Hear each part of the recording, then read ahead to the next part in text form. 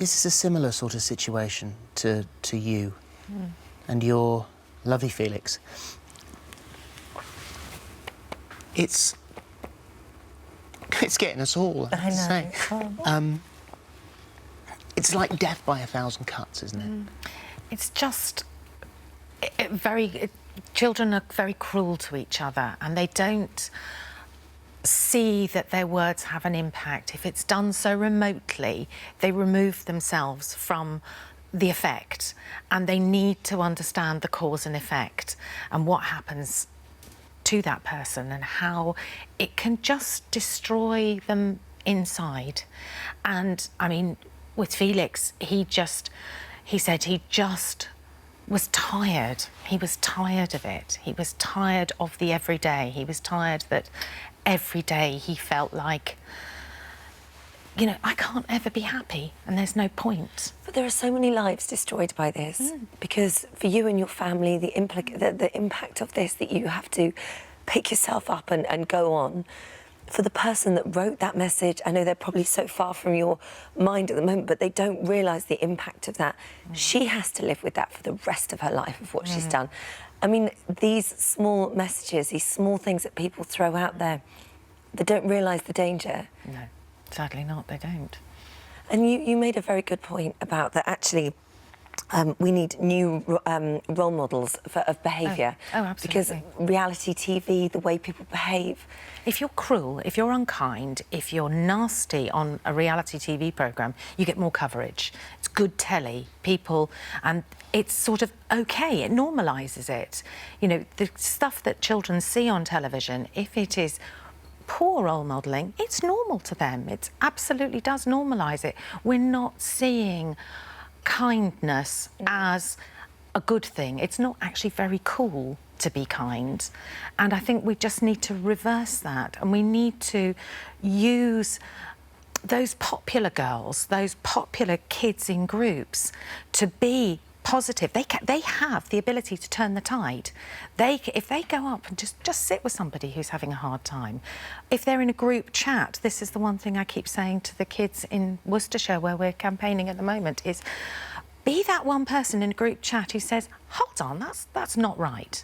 You can't say that. Yeah. Turn the tide of the conversation. The tragedy also is that Meghan was that person. I was just about to say, Meghan, yes, she was that person. She was, which makes it so difficult for us and everybody who knew her to understand why she did what she did. She was always helping other people. I had a little boy who posted a note through my door, a handwritten little note, and he said he's so sorry for Meghan. She helped him when he was being bullied, and he wasn't there for her. And also my younger daughter, her and her friends, if anything was happening in school, they were having a hard time, they would all go to Meghan. Meghan was the go-to girl to sort stuff out, and like I said, she was... That's often what was her just target, because she was kind. She was kind, and she was... Yeah, what would your advice be? And it's very difficult and very raw for you, but what advice could you give to families who are watching this? I think typically, and I was guilty of it, I think that you think that people who commit suicide or teens that commit suicide are a type of person. They go around, they wear black, they're miserable, but it's not. You could look at your own son, your own daughter, and you can think everybody's got to be capable of it. So if there's anything out of the ordinary that you do notice, then look at it and perhaps pull them aside and, ask them if everything is okay. Is there anything you can do? And also teach your children to be humble and to be kind. What would you say to...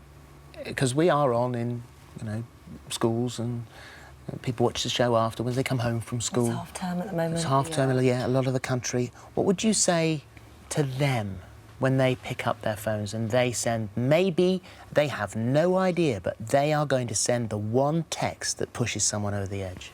They just need to be mindful of people's situations. I think nobody knows what goes on in somebody else's head, and be careful, because words can't be taken back. and words can kill. Simple.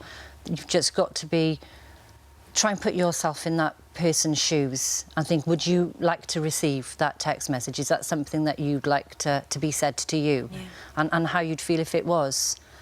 And yeah, people just, like you said, people just need to be it's not, I think, what is prevalent in our school, it's cool to be a badass. It's not cool to be, like you said, Absolutely.